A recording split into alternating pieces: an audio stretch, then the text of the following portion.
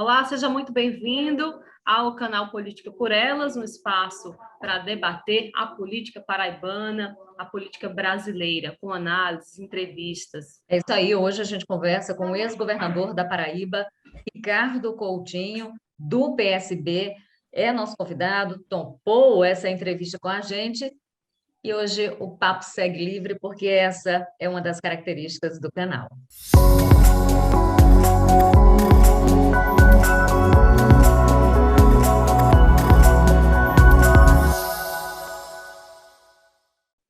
Pois é, onde fica Ricardo Coutinho em 2022? Disputa o Senado? A gente faz um pouco dessa análise do cenário político e o que deve enfrentar Ricardo Coutinho no próximo ano. Exatamente, a gente fala sobre essa correlação de forças aqui na Paraíba, no Brasil, sobre democracia, claro, muito mais, a situação jurídica, prática de lawfare, enfim, tem muito assunto para hoje, então vamos começar essa entrevista. Ricardo, seja muito bem-vindo ao canal. Eu que agradeço o convite, Rejane, Juliana, para mim é um prazer muito grande estar aqui com vocês à disposição integral para todo e qualquer assunto que vocês julguem importantes, né, para a população paraibana.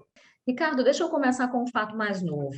Recentemente você reaparece na cena, né, do debate da política local, se coloca como pré-candidato ao Senado.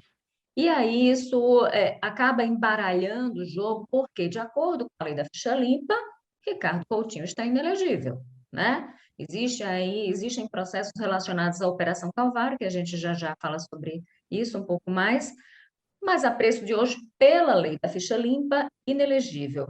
Mas a gente tem aí uma justiça eleitoral que uma brecha, digamos assim, que permite, inclusive, que se recorra ainda ao Supremo Tribunal Federal, por exemplo. Ou seja, não tem nada fechado. As coisas estão.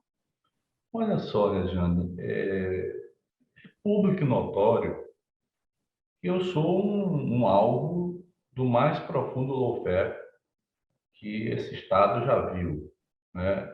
Se você pegar a Lava Jato e aquilo que aconteceu com o presidente Lula, não chega nem próximo ao que está acontecendo aqui.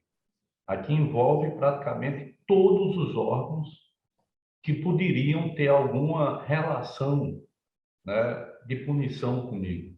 Aqui envolve TSE, aqui envolve Tribunal de Justiça, aqui envolve Vara da Família, aqui envolve TCE, né? Aqui envolve Secretaria da Fazenda, enfim, uma série de órgãos que tentaram de todas as formas me atingir, né? No caso específico do TSE, esse processo ele estava arquivado há 2 anos, quer dizer, é inusual o TSE retirar um processo que estava arquivado por decisão de um ministro, recolocá-lo no debate, refazer o parecer, né, e julgá-lo faltando 3 dias para uma eleição, como foi o caso das eleições de 2020.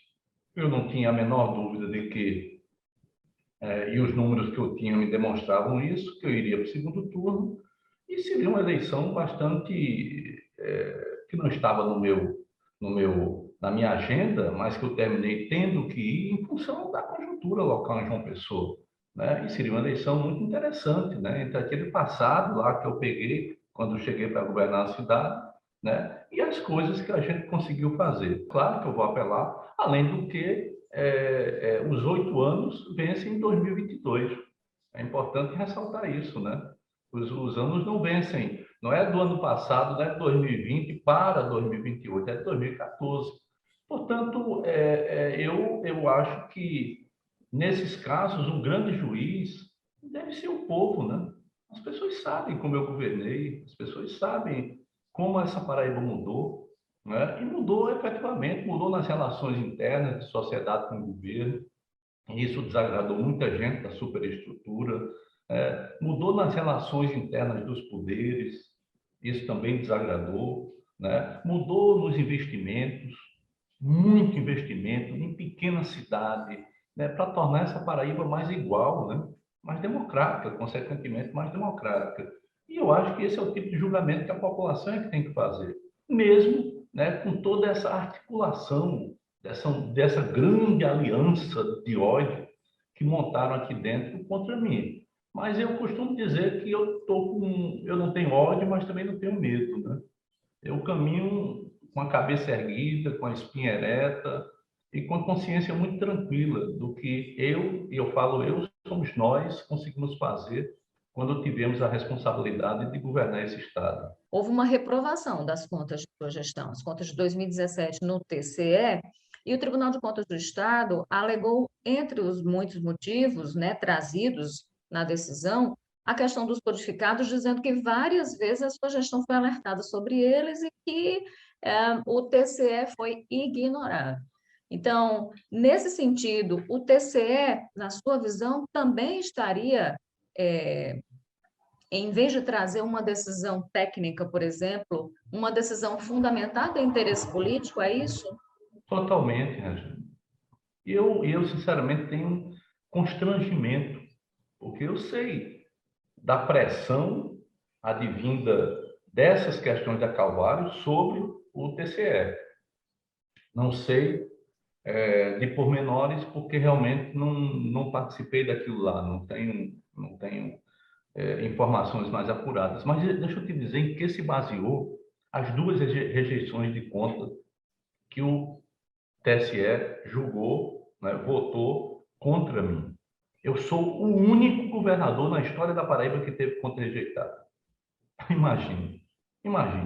Governar 8 anos no Estado, 7 anos de seca, 4 anos com a maior crise econômica que esse país já viu, queda do produto interno bruto de 10,8%, e ao mesmo tempo, no Brasil, né, e ao mesmo tempo você entregar um Estado que em 8 anos cresceu o PIB 14,8%, a média do Nordeste de crescimento foi 8,6%, a média do Brasil foi 4,8%, a Paraíba cresceu 14,8%. Entregar um Estado que implantou 2.680 quilômetros de pavimentação, de asfalto, de estrada, sem ter nenhuma cidade que não tenha sido ligada por asfalto. Não tem um Estado no Brasil que tenha essa condição. A Paraíba tem. A Paraíba passou a ser o estado mais competitivo industrialmente, de acordo com o Centro de Liderança Pública, que é uma entidade empresarial do estado de São Paulo, não tem nada a ver com o governo, é ligada à Fiesp. Né? Durante 3 anos, em 2019 já caiu já perdeu para o Ceará. Um governo que se porta desse jeito consegue ser, para a atual composição do TCE, né, o primeiro governo na história da Paraíba a ter conta rejeitada. E eles rejeitaram por 2 questões. Eles disseram que eu não cumpri o índice do Fundeb com os professores, que é de 60%. Nós cumprimos com 60,42%. Nós entregamos a cópia dos empenhos. Você sabe o que é que a auditoria e o Ministério Público de Contas disse? Não, aqui falta a palavra professor. Acontece que em todos os anos para trás, professor, em relação aos prêmios que eu criei em 2011, aqueles prêmios, escola de valor, professor nota 10, essas coisas que estimulavam, né, os professores a efetivamente a criarem, né, a valorizarem os estudos e os estudantes. Pois bem, desde 2011 eles aprovaram e nunca fizeram nenhuma ressalva de que aquele empenho teria que ter a palavra professor, e se fizesse, não seria o governador, seria quem faz empenho. O governador não faz empenho, o governador tem outras coisas para fazer. Eles rejeitaram, e agora o que precisa saber é o seguinte: pois bem, se esse dinheiro eles dizem que não foi para professor, foi para onde? Eles não têm como dizer que foi para outro canto, porque os professores receberam os prêmios, compreendeu? Então, é algo que você nota claramente que é assim, é começar pelo fim para chegar no início. Qual era o fim? Rejeitar a conta. Qual era o início? O meio para isso era dizer que o empenho não tem uma palavra chamada professor, seria inespecífico. A outra questão é mais grave ainda. Eles dizem que eu criei codificados. Eu não criei codificados. Eu reduzi profundamente o número de codificados. Eu fui governador do estado o único, desde a década de 80, que reduziu o número de codificados, que eram trabalhadores que não tinham qualquer direito, era uma fonte permanente de corrupção, né? O que tem de gente que dirigia hospital e que podia criar com CPF, né, pagamentos, né? E muita gente naquela época fazia rachadinha, e eu saí quebrando isso, quebrei com organizações sociais, que é uma estratégia que todos os estados do Brasil usam, e a Paraíba inventou de criminalizar através do GAEP, né? Demonstrando que, na minha opinião, quem exerce carreira de Estado tinha que ter curso de gestão pública, porque se não tiver curso de gestão pública, começa a falar bobagem. Só no ano 2011 foi 31,8% de redução do codificado, dito pelo próprio TCE, né? Está lá, no acordo de 2011. Pois bem, o TCE tinha colocado lá dizendo que a partir de 2017 não contaria, ou seja, seria ilegal. Ora, ilegal sempre foi, desde a década de 80, e o único governador que reduziu fui eu, né? E eu chego, tomo medidas para reduzir drasticamente, transformo os antigos codificados que restaram em prestadores de serviço, com contrato assinado, com pagamento de previdência, etc., né? E o TCE argumenta isso para não contar no índice da saúde o pagamento feito, o pessoal recebeu. O pessoal recebeu o salário. Portanto, como é que não conta no índice?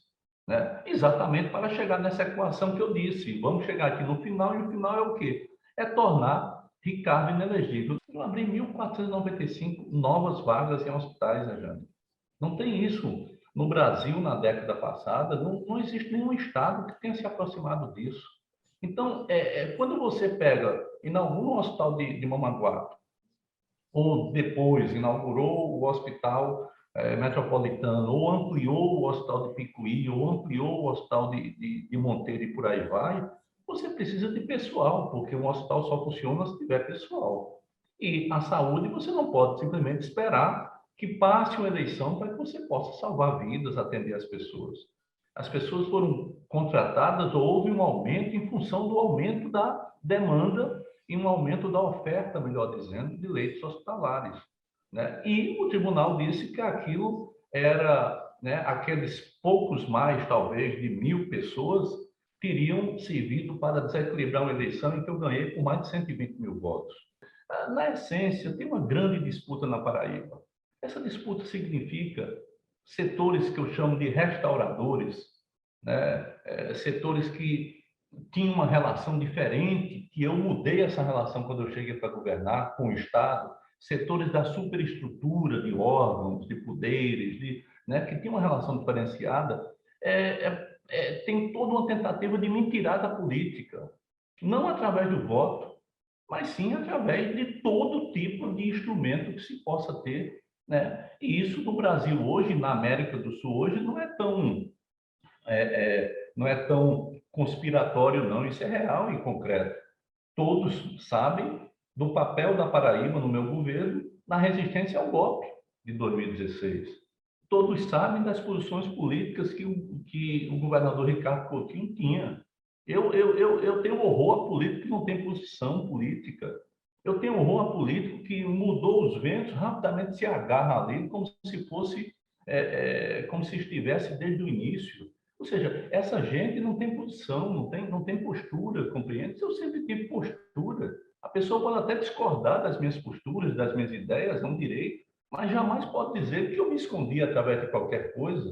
Olha a história da Paraíba, de governantes, eu não estou fazendo críticas a eles, não. Estou apenas dizendo, contextualizando uma situação que é diferente, né? Olha a história, todos eles foram sempre aliados, oficial ou extraoficialmente, do governante de plantão. Todos. Eu fui um que não fui aliado, e deixei isso claro, eu não fui aliado de Temer, eu me contrapus ao golpe. Eu cumpria meus protocolos com o então presidente Temer, mas dizia claramente aquilo que eu achava. Eu tinha e tenho e terei posição política. O que isso, na política, para mim, é essencial, é oxigênio. Se você não tem posição política, vai fazer outra coisa. Você não pode simplesmente se aproveitar da política para ser o esperto da vez, para ser o oportunista da vez e ficar ali costeando o alambrado para ver quem vai ganhar e aí se segurar. Eu, particularmente, e isso me custou muito caro, me custou uma aversão, né? Um ódio que é explícito aí, a partir de tantos abusos cometidos contra a minha pessoa, contra a minha família, contra o projeto. Porque se você olhar aqui, uma pessoa como Márcia Lucena, Márcia foi impedida de ganhar as eleições, Rejane e Juliana. Ninguém diz isso, mas eu estou dizendo. Ela foi impedida. Isso que está acontecendo na Paraíba, tentam não, impõem a Ricardo, a Márcia, a Estela, a Cida, enfim, ao núcleo de pensamento de um projeto político, impõe não poder conversar entre si, nos impôs isso durante uma eleição municipal. Eu não podia ir no Conde por conta de cautelares para poder apoiar a Márcia, eu não podia gravar para Márcia. E Márcia não podia sair à noite, portanto não fazia campanha durante a semana, porque durante o dia ela tinha que trabalhar como prefeito. E final de semana ela não podia sair de casa. Ora, como é que alguém pode expressar tudo aquilo de bom que fez numa cidade, num município, né, revolucionando o Conde? Evidentemente que tudo isso tem um foco. Esse foco chama-se destruir um projeto que eles não teriam como vencermos, né, na base do voto, na base do debate de ideias. Eles não têm como fazer isso. Tiveram que inventar um monte de coisa, só que agora estão com isso nas costas e não sabem o que fazer, porque vai chegar um momento que eles vão ter que provar, e não vão provar absolutamente nada que diga respeito, pelo menos a mim, absolutamente nada. E isso é uma afirmação muito forte que eu faço publicamente, né? Mas eu sei por onde andei, eu sei o que é que eu faço, o que é que eu fiz, o que é que me movimenta no jogo da política. Portanto, as coisas são essas. O TCE entrou, sim, nesse jogo e entrou por quê? Porque está acossado por denúncias que eu não sei se são verdadeiras, né? E que criaram uma espécie de animosidade que, se eles aprovassem as minhas contas, o que era natural, porque elas têm que ser aprovadas, né? Se eles aprovassem, iriam dizer que havia um conluio. Sabe por quê? Porque foram dizer, criaram, através de uma delação induzida, claramente induzida, que ela é tão boba, é tão risível que ela foi induzida, de que eu teria mandado, olha o meu poder, não, eu chego e mandado uma pessoa, né, que delatou, uma pessoa que tem um grau de marginalidade alto, certo? Dizer que eu teria mandado ele contratar uma empresa para espionar a família de conselheiros. Que história maluca, né? E isso virou um processo e no meio tem um monte de conselheiro. E tem outros que não entraram, e tem outros, enfim, eu não sei, não vou falar disso aqui agora, mas isso criou um constrangimento sobre o TCE.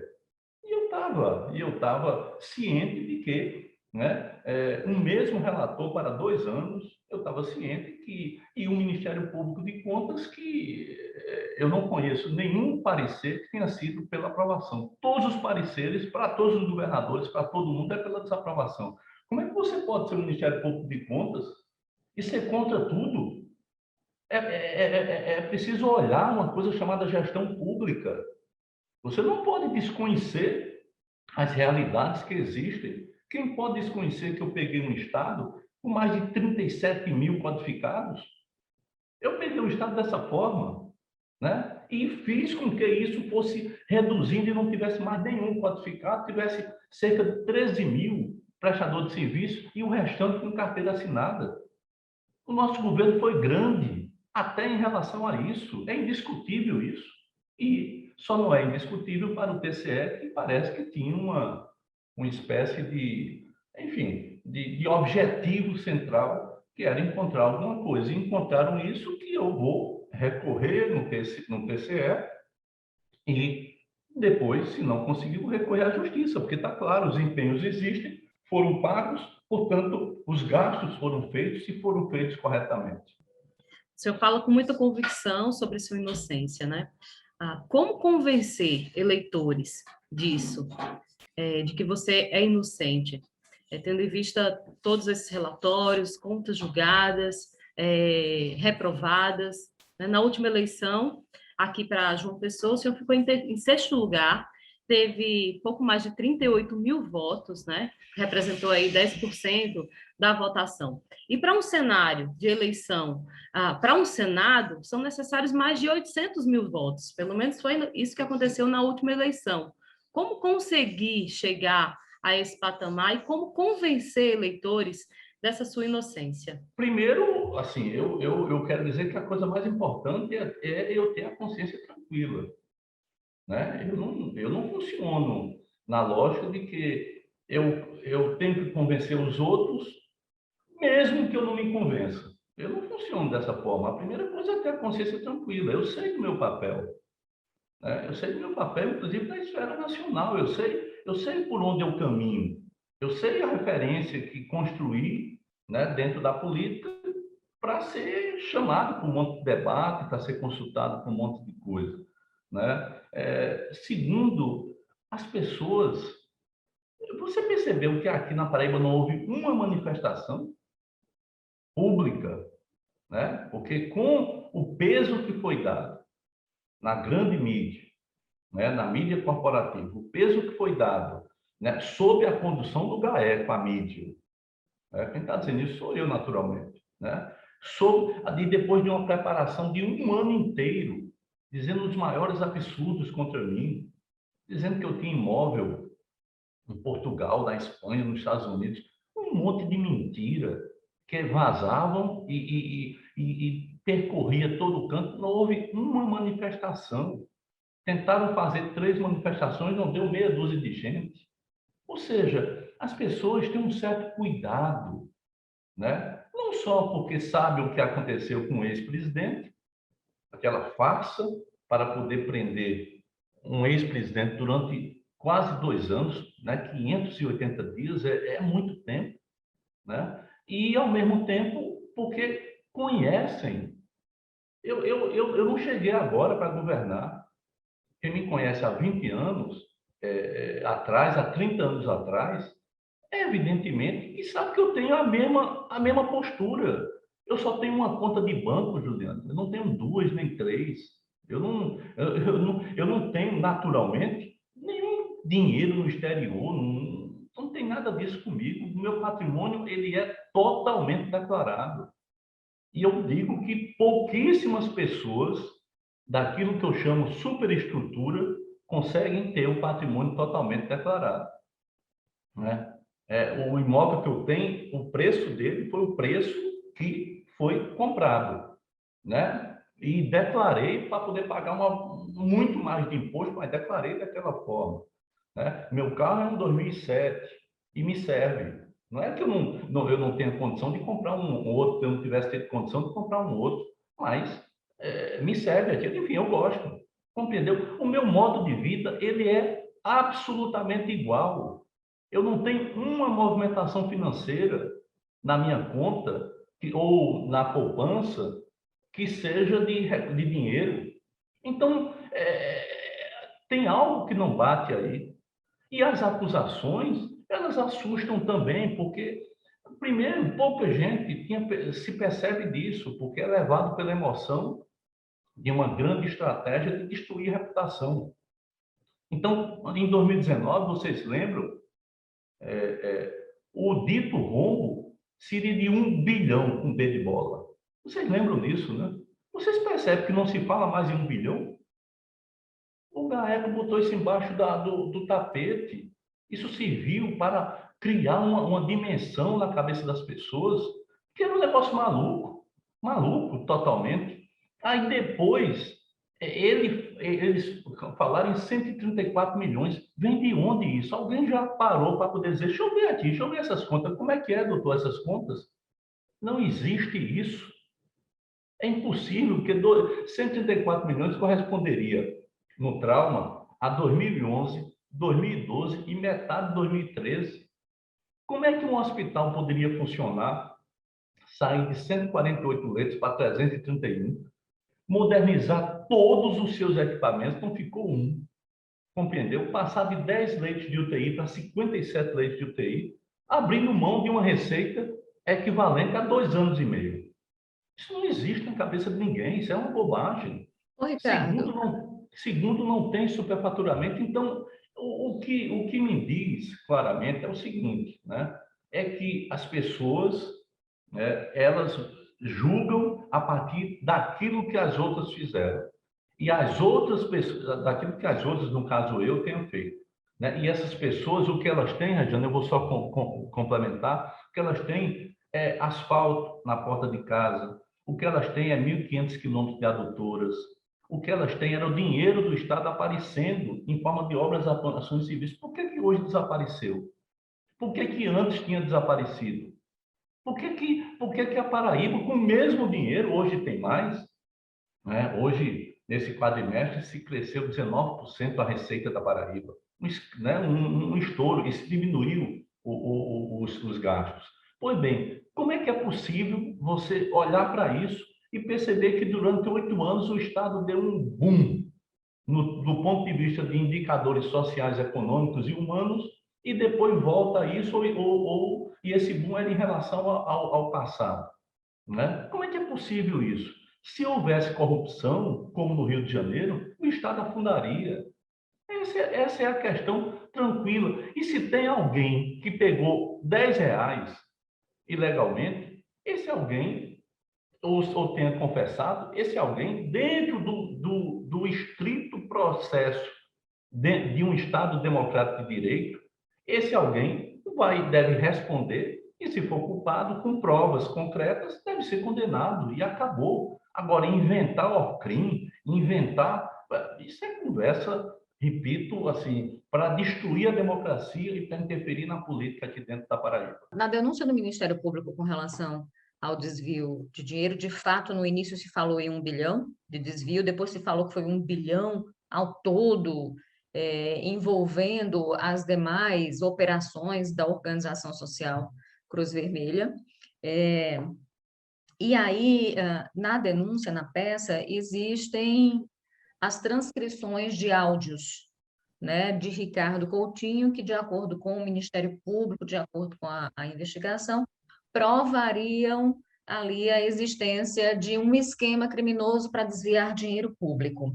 E as pessoas sempre falam muito nisso. Ah, mas tem os áudios comprovam, os áudios estão ali para dizer exatamente o que teve e tal, né? Esse é um ponto que eu queria que você falasse sobre a existência desses áudios, né?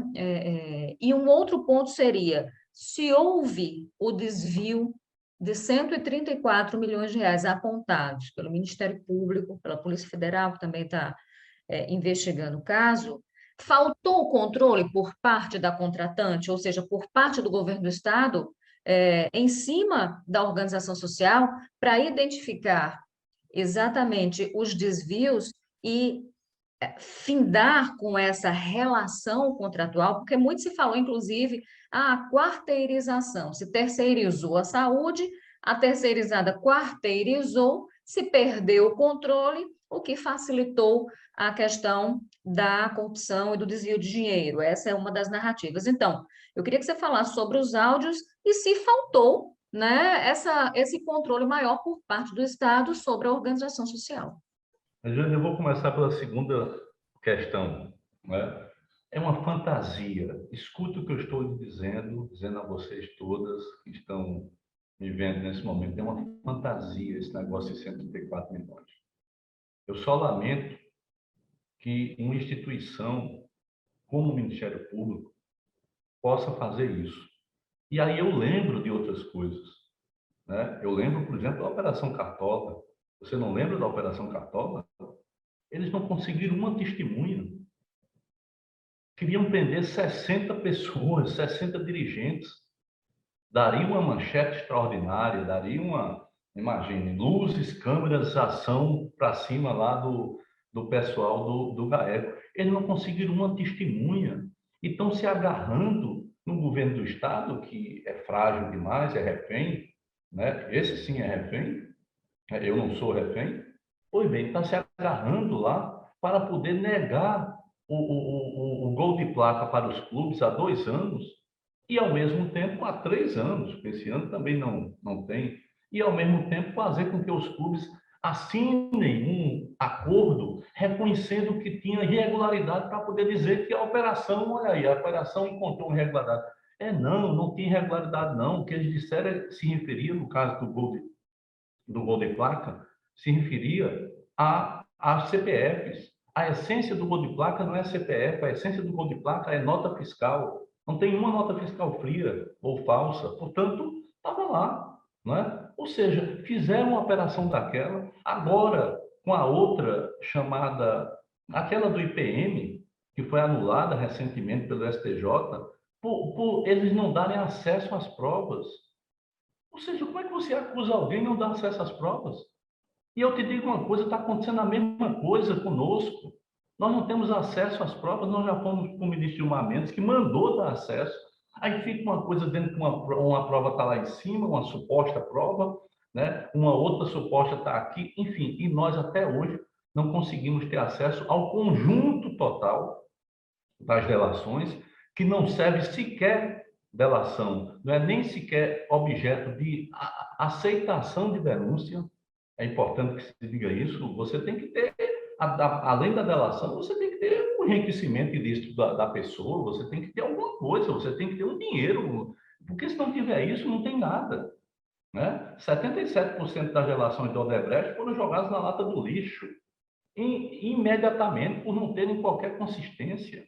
Compreende? Você não pode chegar, você preso ou presa, né, com tendência suicida, com isso, com uma pressão enorme, e chegar a dizer, olha, fulano de tal é responsável por isso, isso e isso. E cadê a prova? Não tem prova. Então você não pode fazer isso, porque o Brasil é o país da negociação, você sabe disso, né, da comercialização. Pois bem, não existe 134 milhões. O contrato do trauma com a Cruz Vermelha, em dezembro de 2018, era de 12 milhões e 400 mil reais. Se você pesquisar quanto custa um hospital de 331 leitos de urgência e emergência em Goiânia, que tem lá um do mesmo patamar daqui, você chega lá a 19 milhões, ou era, hoje eu não sei quanto está. Né? No Rio de Janeiro, mesmo patamar, 21 milhões, 22 milhões. Ou seja, como é que um hospital... E numa dessas gravações, esse delator, conversando com uma outra pessoa daqui, disse que não consegue, palavras dele, não consigo tirar nada dessa porcaria desse contrato do trauma, porque é muito pouco. Ora, 12 milhões e 400 para 3 mil funcionários com carteira assinada, enfim, como é que você diz que isso aí é superfaturado? Você não diz, ou você tentou dizer, você que eu falo é quem acusa, né? Tentou dizer que era superfaturado, mas nunca apresentou uma prova, não tem como provar isso. Então, é uma fantasia essa história de 134 milhões. É claro que hoje, e mais, e se inverte o ônus da prova. É assim, alguém acusa o outro e o outro é que vai provar que ele não é culpado. A Paraíba virou isso, amigo. Aliás, o lavajatismo fez isso no Brasil. Né? Evidentemente, o que eu estou dizendo, porque eu conheço, é que não existe 134 milhões. Né? Repito, se alguém recebeu dinheiro ilegalmente, que responda por isso dentro do Estado de Direito. Agora, eu não posso, evidentemente, ser responsável por outras pessoas. Segundo, os áudios. Áudio, gravação ambiental, sem autorização judicial, não serve sequer para se aceitar a denúncia. Eu acho que também todo mundo já sabe disso, porque isso já é matéria pacificada, é matéria de lei, é matéria do STF, é matéria do STJ, e agora está sendo do TSE também, porque tem lá um voto de Alexandre de Moraes pedindo exatamente o respeito à lei aprovada. Segundo, até hoje eu não consegui, os meus advogados não conseguiram o aparelho. Nós queremos fazer uma perícia, e esse aparelho não aparece. Ele simplesmente está em algum canto que ninguém sabe onde é, nem diz, a gente não tem acesso, não tem acesso ao conjunto dos áudios. Tem áudio que eu escutei que, evidentemente, eu não reconheço aquele áudio. É claro que eu não reconheço. Eu vou te dizer uma coisa, tem um que eu reconheço, que é exatamente uma pessoa que chega para mim, eu, enquanto governador, e diz: eu quero ajudar o seu candidato. O seu candidato, imagino que nem candidato eu fui. Eu não fui candidato, né? Pois bem, eu quero ajudar o seu candidato. Eu digo: procure fulana de tal. Isso não quer dizer que seria dinheiro ilegal, não. Mas, evidentemente que não, né? Procure fulano de tal. Aí o que é que no áudio aparece? Não aparece essa parte que ele diz: eu quero ajudar o seu candidato. Ou seja, evidentemente que foi montado, Regiane, desde 2016, tudo isso. Foi montado porque esse cara caiu nas garras, né? Provavelmente pelas coisas erradas que tenha feito, e a negociação dela para ficar livre como está hoje, para não ficar preso como está hoje, foi exatamente tentar aprontar contra quem? Contra uma resistência que havia, a porta de entrada da resistência aqui no Nordeste. E assim é que foi, né? Ou seja, repito mais uma vez: se você quer descobrir as coisas, procure o dinheiro. Procure o dinheiro. O dinheiro é a única coisa que ele deixa rastro se ele existir, né? Essa história, só fazendo um paralelo da cloroquina, não, cloroquina, ninguém vai atrás dessa maluquice de uns pseudo-doutores, pseudo-médicos receitando cloroquina. Vai atrás do dinheiro. Vai atrás de saber quem ganhou com isso, porque é claro que tem gente que ganhou com isso, compreende? Então, aqui é a mesma forma, né? Eu não reconheço, porque não me vejo fazendo parte daquilo, desses que eu disse, em um outro áudio, né? Que é exatamente sempre a indução, né? A indução, que era a história do Lifesa, porque o cara chega e diz: porque tem um conselheiro, tem uma pessoa que quer, que está aqui em cima de mim, e eu: quem é? Quem é? E não, não, não, não. Ou seja, para preparar algo para me atrair. E eu percebi isso e fui, evidentemente. Mas nunca se concretizou nada. Por quê? Porque a política é um jogo bruto de eliminação. A política é isso. Eu sei com quais interesses eu mexi.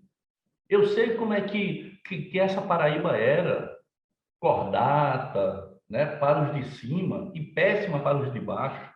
Essa era a Paraíba. E eu entrei, coloquei um monte de gente que não tinha sobrenome da política, gente jovem, gente mais velha, misturei essa coisa toda, democratizei o acesso ao governo, com orçamento democrático e com outras coisas, e comecei a pegar o dinheiro que era concentradinho num canto, né?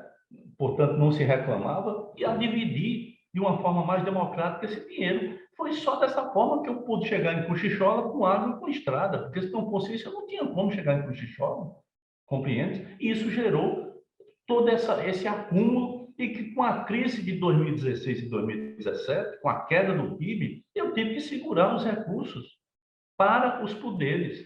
E o Tribunal de Contas, eles, no ato talvez falho, eles colocam lá no relatório dizendo: não repassou recursos. Eles não podem dizer que foi para o TCE, porque eu repassei de 100% a 106%. Sempre repassava. E eles também fazem um juízo de valor em relação aos outros poderes, ao judiciário, ao órgão, ao Ministério Público. Eles fazem um juízo de valor que não é correto, porque, não sei se você sabe, por exemplo, o judiciário aumentou 104% nos 8 anos. Sabe qual foi a inflação? 50%. Ou seja, eu dei o dobro, só que teve 2 anos que eu não podia dar, porque eu não podia parar as obras, eu não podia parar os serviços, eu tinha que acudir o agricultor familiar com ração, com essas coisas todas. Compreendeu? Então, eu parei 2 anos, mas quando você soma, é muito mais do que eles vêm conseguindo agora, nessa normalização. Que significa essa normalização? Uma coisa que eu denomino de restauração. A restauração daqueles que tinham sido derrotados pelas políticas que nós implementamos, né? A restauração daqueles que eu chamava da velha política e que voltaram, estão voltando todos. Então, hoje, todos estão satisfeitos. Observe, não há mais disputa ideológica dentro da política da Paraíba. Essa é a verdade, que incomoda, incomoda. Mas eu não sei fazer outra coisa na vida, eu vou morrer, né, defendendo o meu direito de dizer aquilo que seja verdadeiro e que eu também acredite. Eu vou morrer fazendo dessa forma. Agora, Ricardo, nessa sua volta, né, sendo um dos maiores nomes do PSB aqui no estado da Paraíba e tendo em vista as eleições do ano que vem, quem são os partidos hoje com os quais o PSB pode dialogar na construção de uma candidatura para um próximo ano, a candidatura ao governo do estado, junto com você, compondo chapa, né, com seu nome para o Senado? Quem são esses partidos? E Ricardo Coutinho é um nome bem visto entre quais desses partidos? Eu acho que essa sua pergunta, ela fortalece, inclusive, essa ideia toda que eu estou dizendo, né? Ou seja, por que será que uma parte da política não gosta? Por que será? Né? Essa é uma pergunta bacana, né? De uma reflexão necessária. Por que será que não gosta das atitudes, já que a população gosta e gostou, né? Mas uma parte da política não gosta?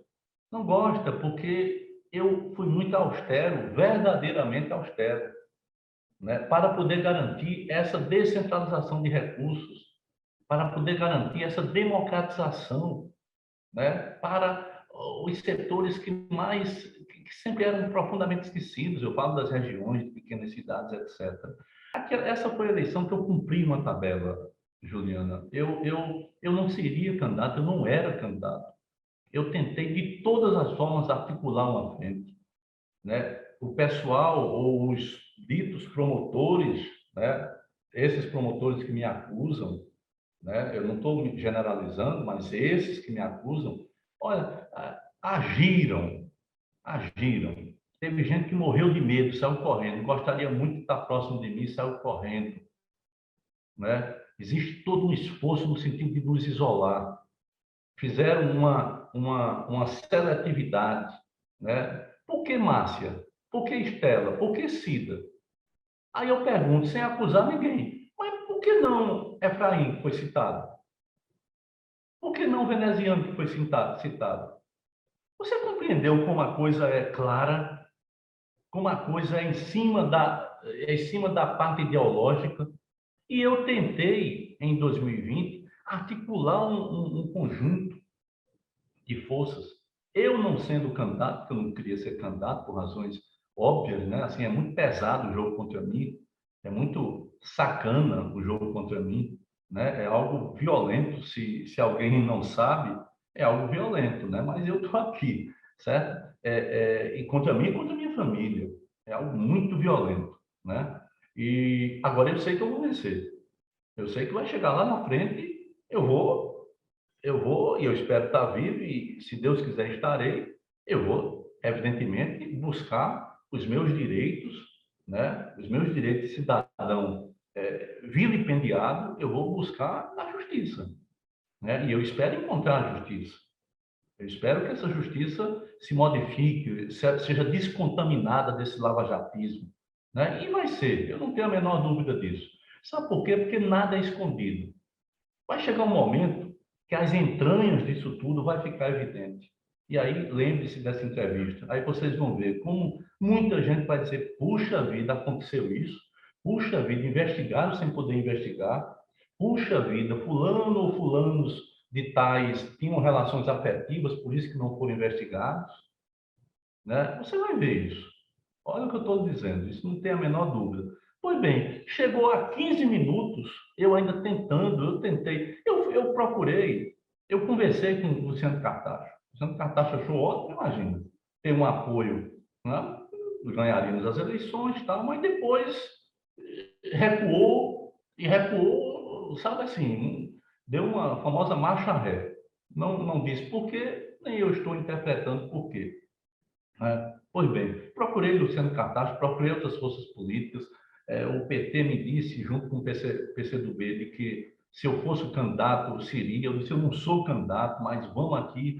Conversei muito com Gleisi, com Hoffmann, conversei muito com Paulo Teixeira, com expoentes da direção nacional do Partido dos Trabalhadores. Enfim, faltando 15 minutos, né, eu percebi que nós tínhamos que ter um candidato que pudesse polarizar as eleições, que pudesse dar base para os nossos vereadores. E eu fui para o sacrifício. Da mesma forma que eu não saí candidato por acreditar que eu tinha tarefa a fazer em 2018, Eu, dessa vez, fui candidato, né, por acreditar que nós tínhamos que ter uma candidatura que polarizasse. Eu enfrentei 7 ou 8 candidatos, eu enfrentei a mídia, 99% dela, batendo, repercutindo, repassando mentiras, desencavando mentiras antigas para serem verdadeiras, para serem atualizadas. Enfim, mas eu fui candidato, né? Na sexta-feira anterior, 2 sextas-feiras antes da eleição, a semana anterior, né, eu liderava a corrida, eu liderava as eleições com Cícero em segundo. Na terça-feira à noite, né, o TSE se reúne, como vocês sabem, rapidamente, e em 20 minutos julgam 3 processos e me tornam inelegível.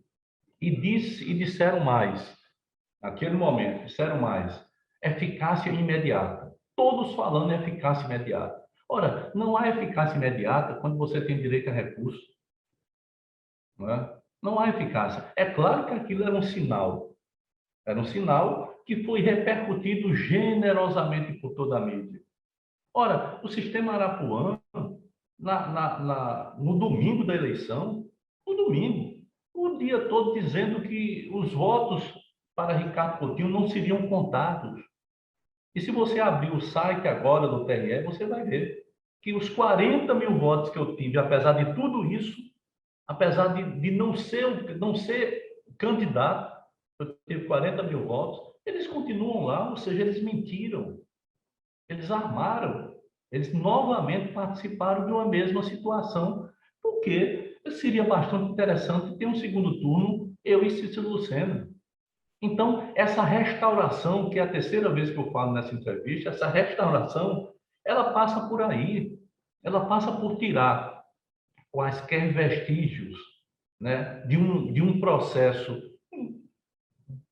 muito mais democrático do que aquele que a história da Paraíba tinha conseguido conviver, né, de inclusão de pessoas, de interesses, de saberes totalmente diferenciados no núcleo de poder. Eu fui um governador que ia frequentemente nos quilombolas. Qual foi o governador da história da Paraíba que fez isso? Mas eu não ia, não é porque eu ia atrás de voto de 500 pessoas, não. Eu ia para poder sinalizar que o poder, ele tinha que estar ali. É diferente as coisas, não é? Pois bem, então, 2020, a história é essa, não me deixaram ser candidato, né? E agora, para E 2022? agora, e agora, Como é que acontece essa construção, dessa união, digamos assim? agora nós temos uma parte do PT na Paraíba que vocês sabem melhor que eu, né? Como é que ela está profundamente aliada com o governador que está no Cidadania, um governador que renegou, né, tudo aquilo que foi entregue, assim, não só de uma forma organizada, mas de uma forma eticamente organizada a ele, para ele dar continuidade, já que ele era uma pessoa totalmente desconhecida, e esse projeto fez dele como podia ter feito de qualquer um outro. O governador do estado, vocês sabem que o governo ganharia aquelas eleições, né? O candidato que fosse colocado, nós ganharíamos as eleições, e, ao mesmo tempo, essa parte do PT é uma parte que quer deixar uma candidatura do presidente Lula, né, à mercê de forças que não se envolvem com isso, que tratam essa questão de apoio, né, como se fosse um comércio. Eu tenho alertado muito os companheiros, e disse isso ao presidente Lula também, que é preciso ter muito cuidado, porque é preciso ter uma espécie de exército de 300, dos 300, porque um núcleo que possa disputar as eleições e segurar a barra nos momentos difíceis, que nós teremos momentos difíceis, né? Nos momentos difíceis, os oportunistas fogem, os oportunistas vão querer garantir o seu, né? É assim que as coisas são. Então, é preciso ter nos estados uma garantia dessa, em que essa disputa seja feita, né, com compromisso, com lealdade e com o conteúdo da mudança. Porque se você não acredita na mudança, para você tanto faz, né? Então, eu creio que nós devemos ter composição de forças de esquerda, né? Eu coloquei meu nome para o Senado, evidentemente que se me convencerem de disputar o governo, eu disputo, não vejo qualquer problema, mas eu acho que pelo que eu vejo da Paraíba hoje, pelo que eu vejo uma CPI da Covid, sabe? Eu vejo 500.000 de brasileiros mortos e eu não vejo um senador aparecer para tomar um chazinho na CPI, para dar uma palavra, para fazer uma pergunta. Isso é escandaloso. Isso é algo que sinceramente, nos envergonha. Como é que pode? Né? Como é que pode você ter uma catástrofe? Só na Paraíba já foram 8.000 mortos, vão ser mais ainda, infelizmente. Né? E você fica com medo de falar para não desagradar o presidente.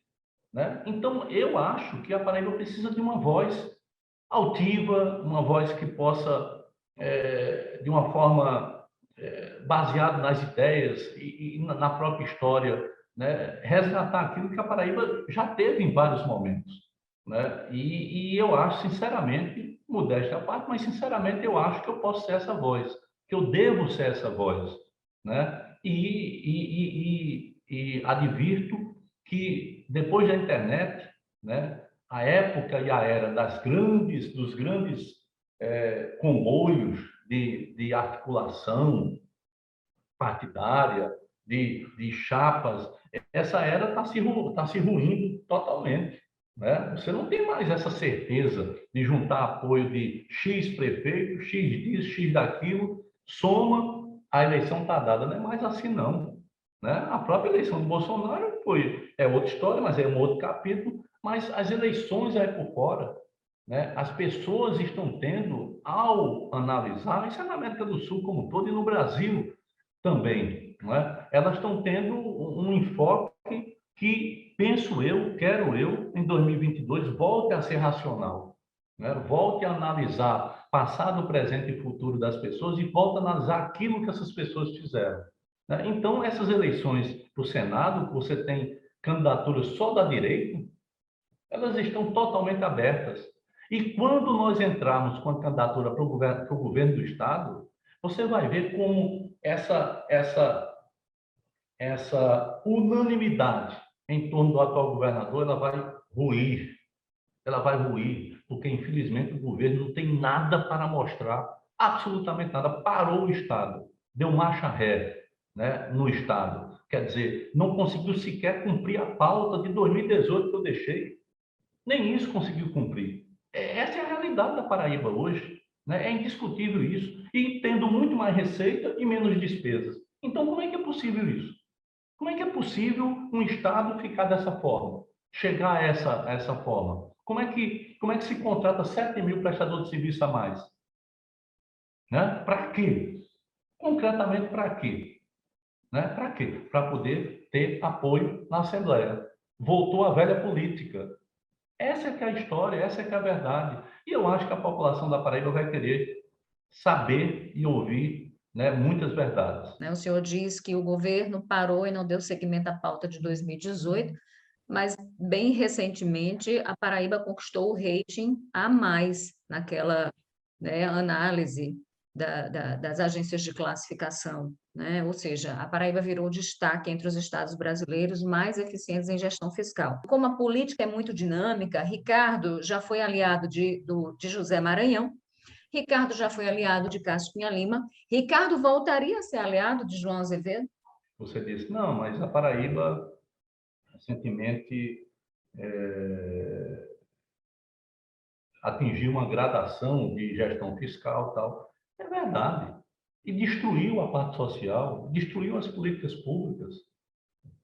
Ora, como é que você... É sinal de que se tem muito dinheiro, foi isso que eu acabei de dizer, aumentou a receita, diminuiu os custos, os gastos, né? E, ao mesmo tempo, tem uma população que tem sido pessimamente atendida. Essa é a questão central, isso corrobora com o que eu estou dizendo. A última política pública destruída, porque ela foi destruída, fica só o nome, né? Mas ela foi destruída porque retirou a força motriz, aquilo que eu chamo de alma, né? Foi a política da segurança pública.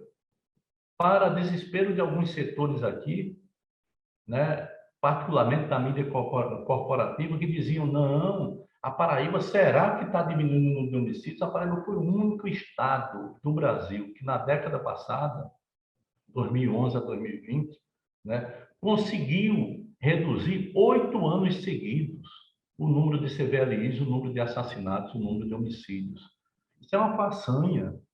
Isso era porque nós montamos uma política pública de acompanhamento e de responsabilização direta do governante, no caso eu, que eu assumia isso, nunca passei para comandante, era eu. O que acontecia de negativo eu assumia, o que acontecia lá de positivo estava lá, eu dizendo, olha, vamos, eu comandava. Eu dormia de 1 hora da manhã, 2 horas da manhã, 3 horas esperando o zapzinho que chegava do centro de controle, sabe, do major lá, que na época era capitão, chegava lá, me mandava toda noite. Eu dormia depois disso com o número de assassinatos na Paraíba e as regiões que aconteciam. Muitas vezes eu falava diretamente com o comandante local, porque estava vendo aquilo, enfim. Essa política pública de incentivo, de melhoria da arma, das políticas sociais, o Prima veio de onde? O Prima veio disso. O Prima veio da caracterização dos bairros mais violentos. E nós entramos ali para a família com um programa de inclusão social através da música e das artes. As orquestras, né? Você tinha todo um arcabouço que se conectava e que, se não era capaz de fazer tudo, porque é impossível, isso não é uma coisa que você no Brasil conflagrado, né, como esse, né, de você chegar e dizer, aqui nesse estado não vai ter mais homicídio. Não era isso, mas eu estou falando que nós tínhamos uma curva. Pois bem, em 2020, a Paraíba aumentou 19% o número de homicídios e agora, no primeiro trimestre de 2021, aumentou 13,6%. O ganho fiscal, eles não conseguiram e nem conseguem repassar para o ganho das condições de vida da população. Para concluir as obras que nós deixamos, eu deixei 140 obras, mas deixei 300 milhões em caixa, livres, fora os convênios, deixei um estado superavitário mês a mês, arrecadava X, gastava X menos Y, portanto você tinha capacidade de investimento.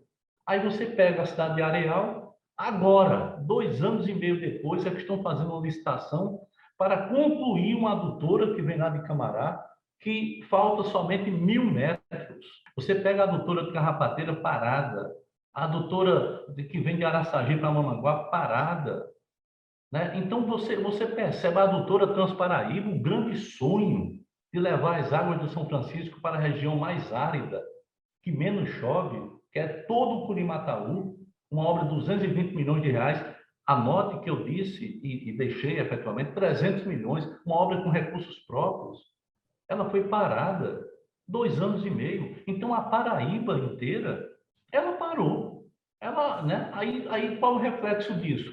É a cidadezinha lá de Cochichola, ou a cidade de 3.000 habitantes que não tem mais uma escola sendo feita, portanto 1,5 milhão não vai para o salário de 100, 120 operários que moram lá, né, e que vão gastar esses recursos lá. Essa é uma lógica, é essa lógica de gestão pública que eu estou dizendo, e que, efetivamente, o atual governo parou. Mas parou porque preferiu a velha política. Foi uma decisão dele. Não é Agora, correto. Ricardo, Juliano, não é correto se afirmar que houve um racha entre Ricardo e João, não. O racha foi de João. Eu não rachei com ninguém, o racha foi de João. E quando eu vi o que João estava fazendo, inclusive no campo, né, antiético, de procurar criar provas falsas para incriminar pessoas, eu, inclusive, aí eu não tenho sangue de barata, eu não vou conviver com alguém que está lá procurando provas falsas, rapaz, como foi o caso da OS que substituiu a Cruz Vermelha. Eles rebaixaram o valor artificialmente para poder dar ao GAECO a grande discurso que tinham superado, né? Deus foi tão generoso que colocou nas minhas mãos, um tempo depois, um ofício dessa mesma OS que ele contratou, dizendo que ele sabia, que o governo sabia que o preço estava baixo e que o valor para ser completado era maior do que aquele que eu pagava. Você voltaria a conversar e a dialogar com o João e até mesmo voltar a se aliar a ele? Eu não preciso dialogar com o João porque eu não acredito em João, porque ele fez uma coisa muito errada. Não se faz isso, né, Jane? Não se cria mentiras, não se tenta criar mentiras para eliminar outra pessoa. Não se faz isso. Isso não é coisa de gente que tenha um mínimo de decência. Agora, o presidente Lula deve aceitar todos os apoios que tenha. Os que eu puder costurar, eu costurarei. Né? Eu sou assim. Eu votei na presidenta Dilma em 2010. Eu votei antes em Lula em 2006. Quando o PT, você lembra, tinha disputado comigo em 2004. E eu votei no presidente Lula. Em 2010, o PT era o vice de Maranhão. E eu disse, não, vou votar na presidenta Dilma, porque na política o que me move são ideias. Não me move meu interesse particular, não. Eu não tenho isso que eu quis, agora eu vou me vingar. Eu não faço isso na política, eu nunca fiz. Então, em 2010, votei na presidenta Dilma, mesmo o PT estando na outra chapa contrária a mim. Em 2014, meu partido foi apoiar a Aécio. E eu disse, vou de jeito nenhum, vou apoiar isso aqui, que são dois projetos diferentes, e votei novamente na presidenta Dilma. Né? Portanto, eu não tenho essa coisa comigo. Então, Lula deve receber todos os apoios possíveis. Eu não, né? E não depende de eu gostar ou não gostar. Não depende de de eu conversar ou não conversar. Né? Aí, nesse caso específico, tem uma questão que me impede, que é a questão ética. Né? Ética, a ética ainda vale alguma coisa.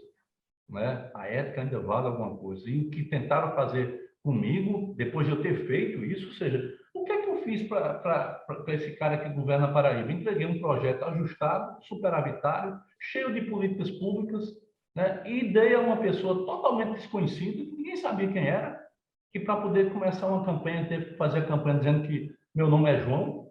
Dei a esse cara, junto com milhares e milhares de companheiros, uma grande parte perseguidos posteriormente por ele, dei a esse cara a condição de gerir um projeto, de tocar adiante, de construir as coisas. Foi isso que eu fiz.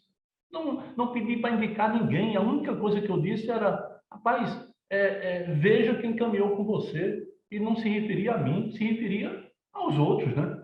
Eu nunca pedi nada para mim, eu não peço, eu não sou desse tipo de gente. Isso talvez incomode, sinceramente, alguns, ou uma grande parte, mas eu não sou desse tipo de gente, eu não peço isso. Né? Então, não depende, não seria pelo fato de eu conversar ou não conversar, que o apoio a Lula deixasse de ser dado. Compreendeu? O apoio ao presidente Lula, se ele for verdadeiro, ele será dado. Ou será que vai ficar em cima do muro? Ou então em busca de uma terceira, que eu concordo contigo, uma terceira alternativa, e não vejo muito espaço para isso. Né? Até mesmo porque você não tem uma polarização, como disse João Azevedo, de dois extremos.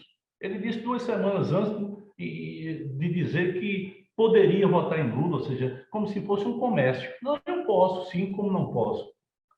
Não é uma polarização entre dois extremos. Lula não é um extremo, Lula é a pessoa na política que eu particularmente conheço, né, mais conciliadora que eu já vi.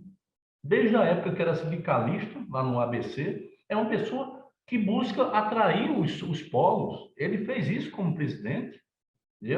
Você via lá dentro catador de resíduos sólidos do Planalto, e você via lá dentro os maiores empresários da economia brasileira. Então, é um catalisador. Um cara desse não é extremista. Extremista é Bolsonaro, que ri, né, da desgraça dos outros, que diminui as pessoas, que faz misoginia, que pratica racismo, essa coisa toda. Né? Então, não é correto dizer que uma terceira via para fugir O Brasil precisa de alguém que recosture o tecido social. O nosso grande drama, o nosso grande problema hoje, Juliano, chama-se esse fosso social que se aprofundou demais. E nós precisamos de alguém que tenha sensibilidade social. Nós não vamos inventar isso, não é em laboratório. E no Brasil, e na política brasileira, não existe ninguém com uma sensibilidade social tão aguçada e com capacidade de gestão, como demonstrou, como o ex-presidente Lula. Eu não voto em Lula não é porque eu gosto pessoalmente ou porque eu seja do partido, porque eu não sou do partido do Lula. Eu voto porque eu acho que o Brasil precisa sabe, de um remédio. E Lula é essa necessidade. Lula é uma necessidade, Lula não é uma disputa pela disputa. Nós estamos à beira do precipício, se é que nós já não caímos. E é preciso recuperar tudo isso. Mas não se recupera se não tiver sensibilidade social. Essa sensibilidade social é que vai servir para amalgamar, né, essa sociedade tão rachada, tão profundamente rachada como a gente está vivendo. Chegamos a mais de 1 hora de conversa, né? Foi uma longa entrevista. Teríamos aqui outros assuntos a demandar sobre várias outras questões, mas pela hora a gente quer te agradecer. Eu te agradeço muito a disponibilidade de conversar com a gente, do Política por Elas, né? E por trazer sua ótica tão sincera a respeito de tudo isso que você vem passando, né? E sobre essa projeção do futuro. Eu agradeço a vocês o instigante papo, né? Eu gostei muito, né? Porque eu sei que ele é honesto, né? Isso faz uma diferença enorme, enorme. Eu sei que ele é honesto. E não é uma diferença só para mim, não. É uma diferença para o ambiente que a gente vive. Produzir honestidade intelectual é algo que o Brasil precisa demais. E vocês, eu tenho assim uma confiança, por isso que nenhuma pergunta que viesse eu tomaria como de outra forma, que não fosse exatamente dentro desse espectro da busca da verdade, né? E da busca de pautar aquilo que são coisas importantes e interessantes para as pessoas. Muito obrigado a vocês, um forte abraço e até a próxima. Ricardo, obrigada mais uma vez, né? Que venham outros papos para que a gente, porque de fato a agenda ela é extensa, então eu acho que cabem outros papos, outras conversas. Então, até a próxima. Obrigada por estar conosco no Política por Elas.